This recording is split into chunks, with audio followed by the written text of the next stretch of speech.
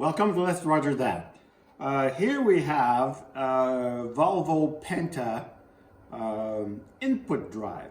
So basically this is like a transmission, and this part here connects to the flywheel, which is attached to the motor, and then transfers power to the axle, which turns the propeller. One common problem with these particular input gears is that this shaft here wears out, and of course the ring which connects to the flywheel wears out as well. So these two parts end up having to be replaced, and it's a common problem. And because the whole engine and transmission are connected, you don't know until it fails. So you could be at sea and you have no power to move forward. If there's no wind, you got problems. If you're in trouble, you got problems. So essentially, here's what I'm going to do. I'm going to remove this part, which is the input bearing housing. And this is pretty simple. You take off the bolts and it pops right out. Go. Put this aside. Yeah, quality parts. Okay, so when you take it off the engine, there's an actual shim, and you have to keep this because it's very important. Now, this bearing housing has, this is a seal, okay? And I've already removed this, as you can tell. And this is not, you can't put this back. It's clear in the service manual, and that you have to take this and basically destroy it and replace it in the process.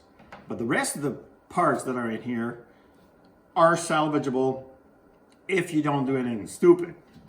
What do we need to do to this part to actually make it serviceable again? Okay, so look at the gears, and this is not normal. This is worn right down. So this is what it should look like all the way. But it's actually, it's done, right? Let's go back here.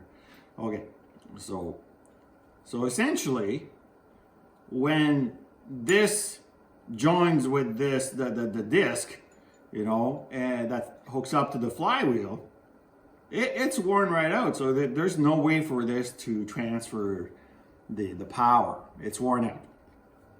So what is the solution? The commercial solution that's out there from other very clever people is to mill this part, send it to a machinist, and mill this part into an hexagon to fit impact socket. And so what you do is you're gonna have to remove the shaft from inside this housing, you know, and mill it into an hexagon, and then I'm gonna have to modify the flywheel connector and weld impact socket into it to marry with this shaft new configuration. So how do we do this? Well, Volvo calls for some special tools in order to dismantle this housing, and the first part of this project will be creating the tools to do that. So let's go. We need this removal tool here. Now these things aren't for sale, so it's something you have to make.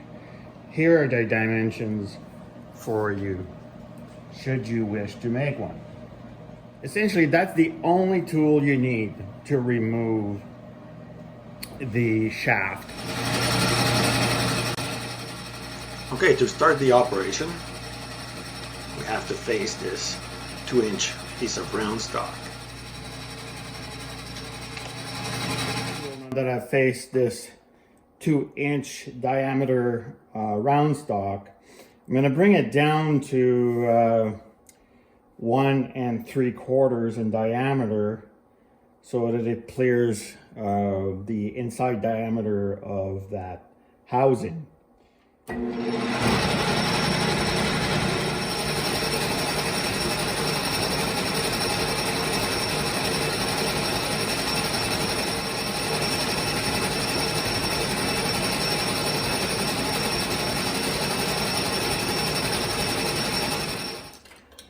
Okay. Let's see what that's like.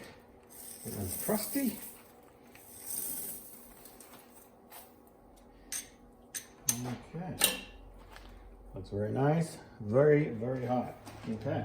Next step in this, to make this tool, is I need to bore a hole that's exactly 2 inches in depth. That'll give me enough clearance to reach into that hook nut with this tool and leave enough clearance for the shaft not to hit the top on the inside. And it'll give me 1/2 inch in order to create some flats for a 1 inch wrench. So that's the plan.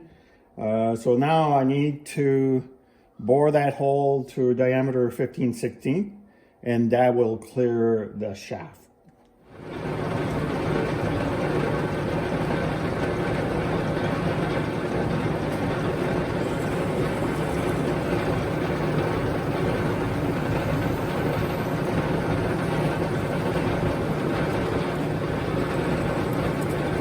Go, that's 2 inches. Now I'll carry on until I'm done with the largest bit.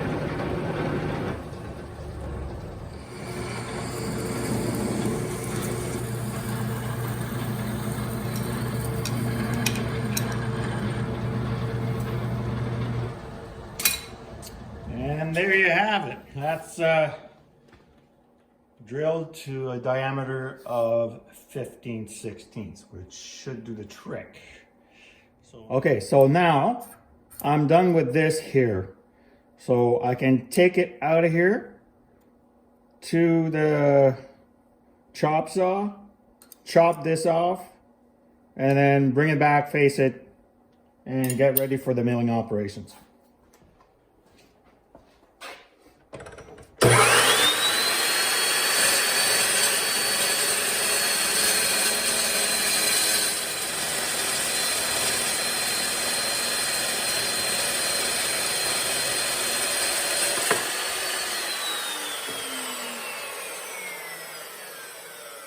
All right, so at this point, I need to make sure that this here will be able, like the inner diameter of this has to fit on the inner diameter of these notches.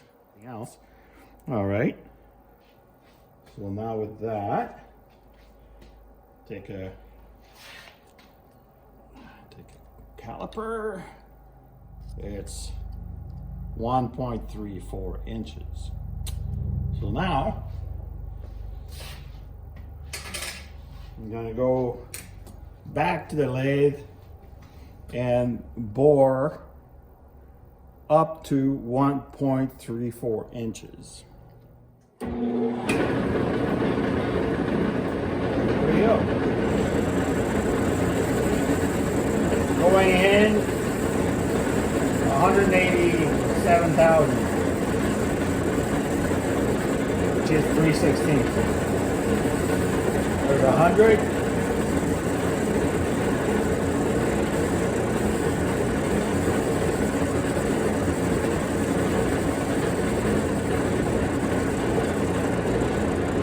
And there's 87. Not fast.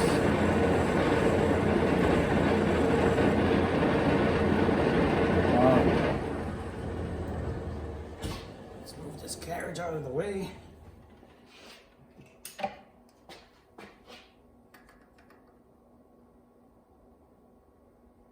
Perfect. All right, right on the money. So now, essentially, I should be able to go to the mill out these sides, leave 2 notches. There's 4 on the nut, but 2 will do fine, and it's a lot easier to deal with. So we'll put 2 in, and of course the 2 flats in order to accommodate a 1 inch wrench. All right.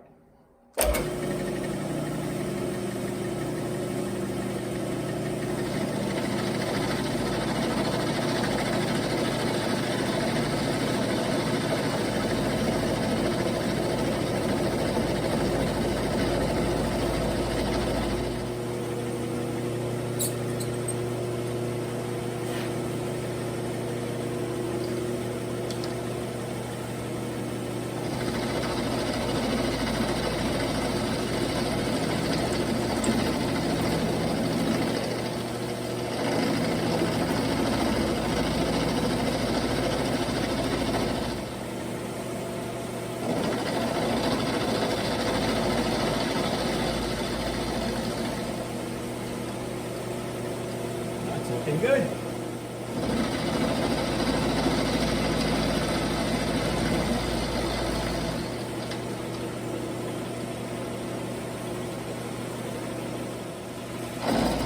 And that'll be the last pass right here.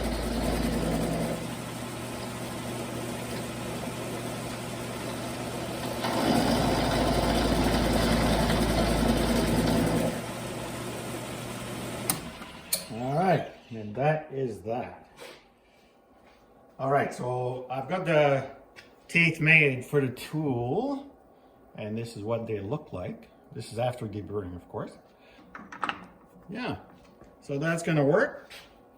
The gear spins underneath, and this is a bearing housing. So, okay, so now I've got to make the two flats in order to accommodate a 1-inch wrench.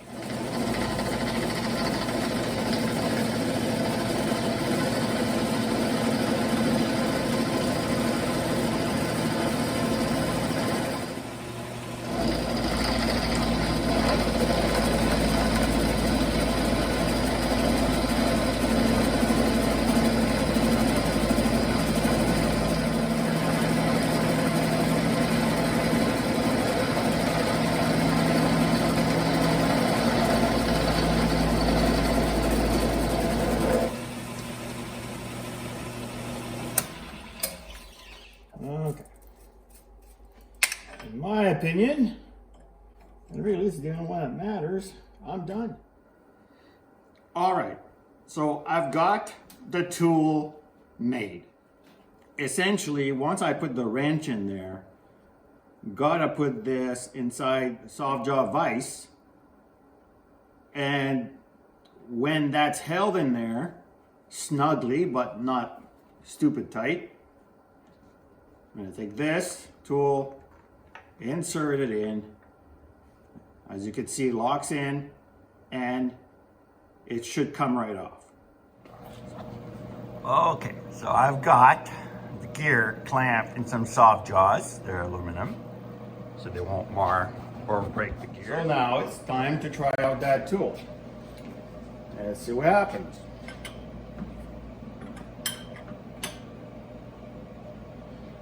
Go nice and smooth. No point rushing here. Yeah, it's working. The gear's not moving. There you go.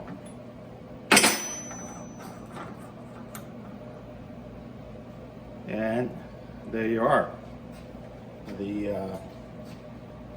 That's what a hook nut looks like when it's grabbed and removed. Okay, once you remove this hook nut, it's a good time to inspect the inside. And it's very hard to see with just this light. And you see there is some debris in there, so I'm definitely gonna have to inspect those bearings to make sure that the debris didn't come from them. So now what needs to be done is I need to press this shaft out of this bearing. Let's see how we do that. Okay. So as you can see, I've got the part in this vise. I've turned the jaws upside down so that the shoulder part of this housing, and by the way, this is cast aluminum. You don't want over tighten this.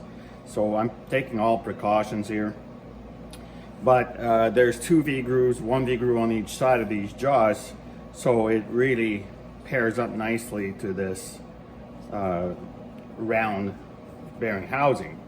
I've got some clearance at the bottom. All I want to do is loosen it up. So I'm going to use this rubber mallet. It's a 2-pounder. There we go. I can see it move already. There, I'm done. It's now separated. So you can see, as I mentioned earlier, this whole part comes out. Now there's 2 conical bearings here, one at the bottom, and then there's one at the top, right? This one here. So you want to make sure that you don't damage any of this stuff. So now I'm going to inspect. I'm going to clean this up, you know, with a light brush. Make sure there's nothing there that's going to cause further issues later on. And once we're here, might as well talk about this a little bit. As you see, there's the thread for the hook nut. So I'll be able to grab a hold of this part. That's about the only part I could grab a hold of. Of course, I could grab this. So I'm gonna have to come up with a way to do that so that I can mill the top part. I'm hoping not to have to remove this bearing because it requires a special spade puller, which I would rather not have to make if I don't have to. So let's have a closer look at these splines. You see how badly worn these are? These are supposed to be square like this here. Okay, so now that I've cleaned this up, I'm going to tape this so that no metal shavings of any kind enter this bearing. Want to keep that as pristine as possible, and so that's the next step. So as far as taping goes, I advise you to be very meticulous here. If you had to replace and remove this big bearing, you're in for a world of hurt. So I'm telling you, take a couple extra minutes, tape this correctly so that you will not get any metal chips going to that bearing. So now I've got this prepared, and it's a matter of doing the proper calculation and getting the setup ready to mill this into an hexagon. At this point in the process, I need to figure out how I'm going to latch on to this shaft in my mill. I looked at my dividing head. Clearly this cannot fit inside the bore in order for the jaws of my 3-jaw chuck to grab a hold of this. The vise can hold on to this shaft right here, but then I would need something to index so that you know, I can rotate it 6 times and end up with a perfect hexagon. So the solution to this issue is this. This is called a rose index. And this particular one was made for a machine gun barrel, but I'm going to machine one to fit this shaft right here. And it'll latch onto this with a set screw like this one, but it'll be perfectly milled for this. So all I'll have to do essentially, it'll be like this, and the shaft here is going to be grabbed inside the vise, and then every single time I mill an edge and turn it, it'll go like this, and I will indicate it against my vise jaws, which are perfectly straight. So that's the plan. So next step is to create a rose index like this to fit this shaft, this part of the shaft right here. All right, now it's time to make the rose index, and this here has to be 1/2 inch in depth. So I've set a carriage stop to stop my carriage from going further in. Once that's cut in to the proper thickness, then we're going to bore a hole to accommodate that shaft. Here we go.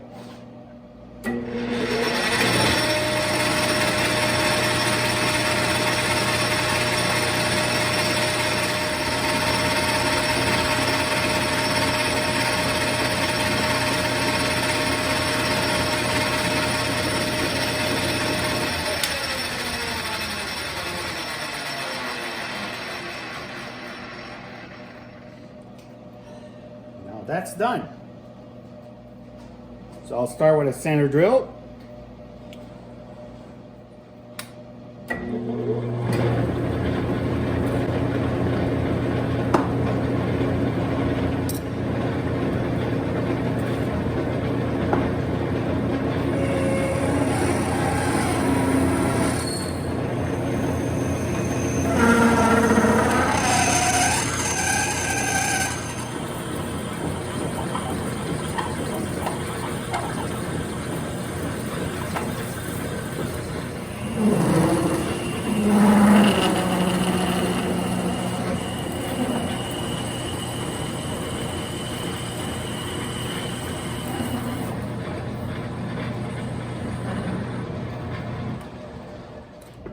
Okay, now so I've got to bore the rest, which is 65 thousandths that I would like.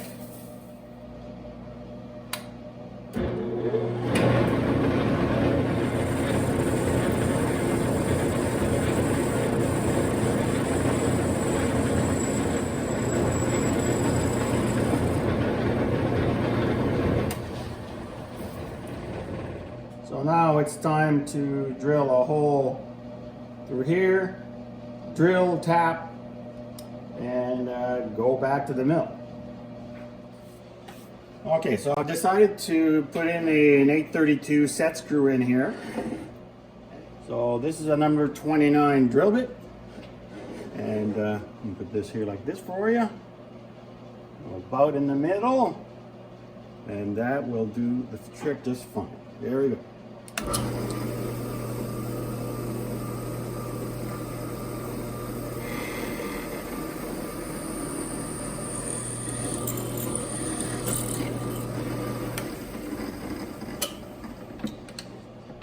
Okay.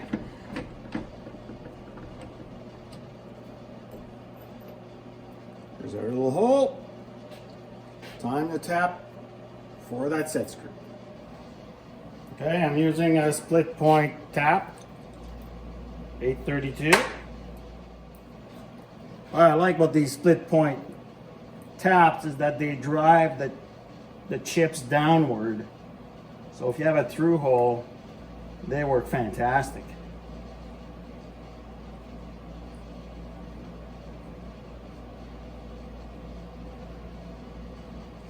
And that's it. There you go.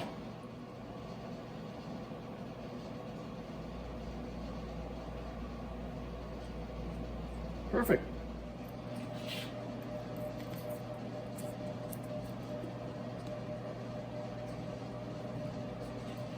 Matter of tightening that up.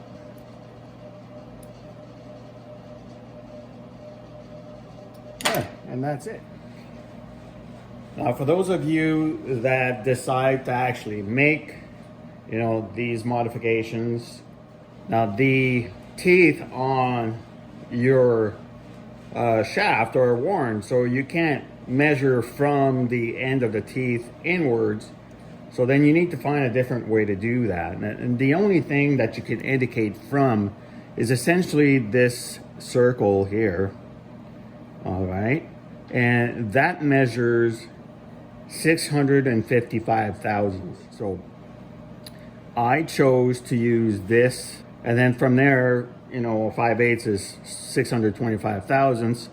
So difference of 30 thousandths, I knew I had to simply go, once I reached this diameter, I could go in another 15 thousandths on each facet.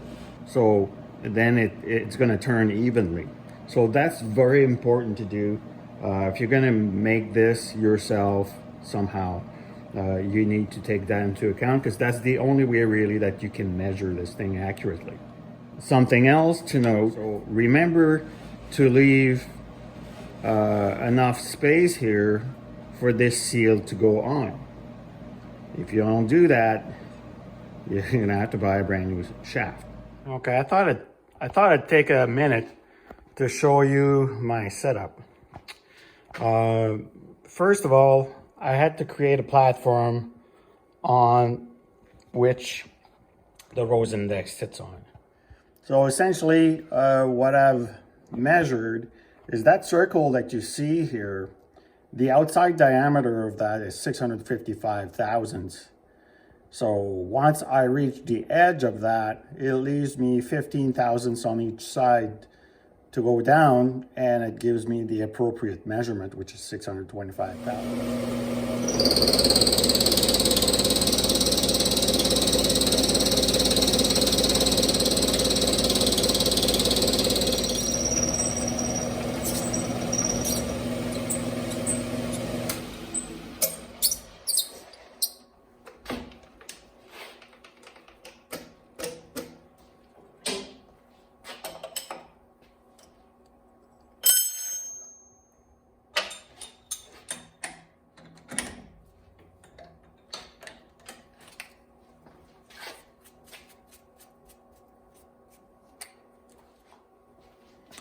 Okay, so hopefully you can all see this. My wrench fits. That was my last side. All right, now we're at the lathe and we need to fit this socket inside that interface plate. So I measured it. Comes out to 940 thousandths. So that's what we need to bore.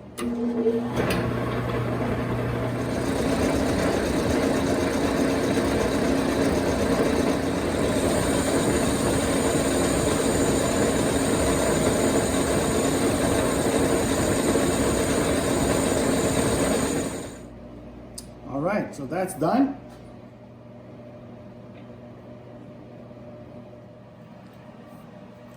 Okay, now that the interface has been turned to accept the socket on the inside here, I've also added 45-degree chamfers on both sides. And that is to accommodate the welding that's going to occur in order to get better penetration. There's the socket, and you see a scribe line here already, right? I simply put it in there, scribed it all around, and now it's time to cut.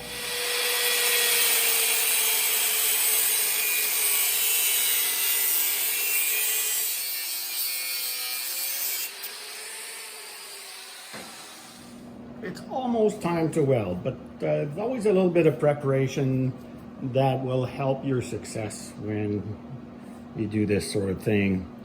As you can tell, I've got shim in order to raise this whole interface just a touch so that I would get a little bit of stick out on both sides. Now we weld chrome alloy, it's usually recommended that you don't overheat it. So tax, and then we'll finish the rest in that same manner, but between the welds and whatnot.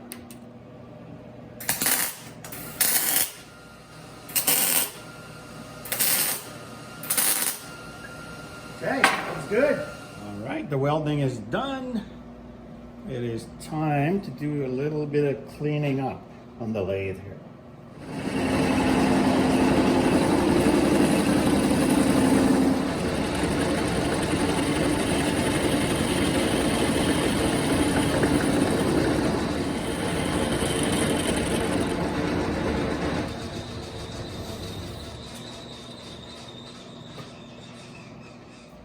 Okay, now I've machined the transmission interface plate, and here are my results.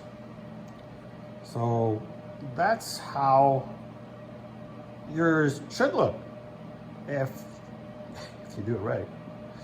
So, you know, of course, it depends on your skill level and whatnot, but I'm just trying to show you that the average guy could do that with a few extra tools.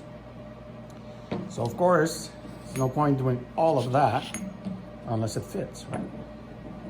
So let's try it out. Voila. So when it's done, it should be nice and even like this. And there's no locking pin or any such thing in this particular mechanism. It just sits in there, and the whole idea is that, you know, there's bolts coming out of here, that latch on to the flywheel. So now that these facets are in an hexagon fashion, the chance of it breaking again are extremely low. So there you have it. I hope you found this video interesting. If it helps you, give me a like, subscribe to my channel. I'm always coming up with stuff to help you out. And if you have ideas of things you'd like me to try, just let me know in the comments. Take care, folks. Bye-bye.